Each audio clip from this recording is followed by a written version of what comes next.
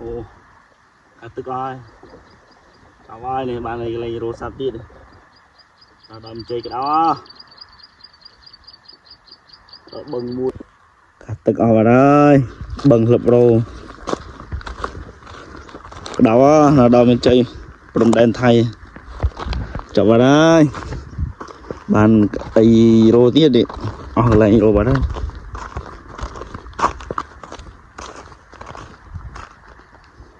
Sao cái lông sắt.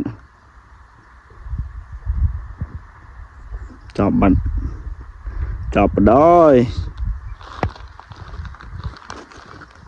Cái đó hồng bố ơi.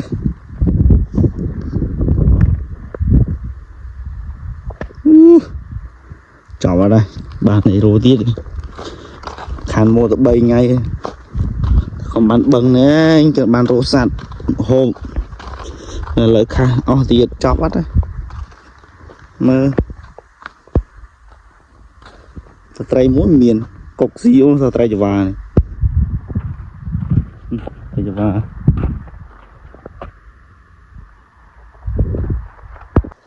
chào ai này bạn này lấy rô sạt tiệt đâm chơi cái đó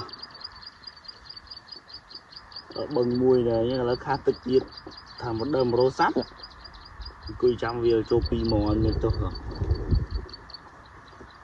chào bạn sạt từ vô tiết đi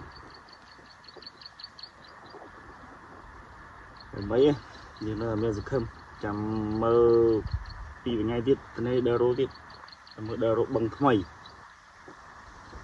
cho nên hay nở đấy nhưng mà bây giờ không khán một bay ngay vậy khán một bay ngay khát tự có lý ngày đấy rồi đo mong lần từ lúc không với nhau là nhung xong lần từ lúc không với nhau là video mình là phần này ngày đấy các bạn sẵn đấy mình chọn video xong mà gặp ở con nệm mời để tôi sẽ làm các nhé hay có xong truy lại nên subscribe nhầm nệm môi phóng goodbye người có nghe chào bạn ơi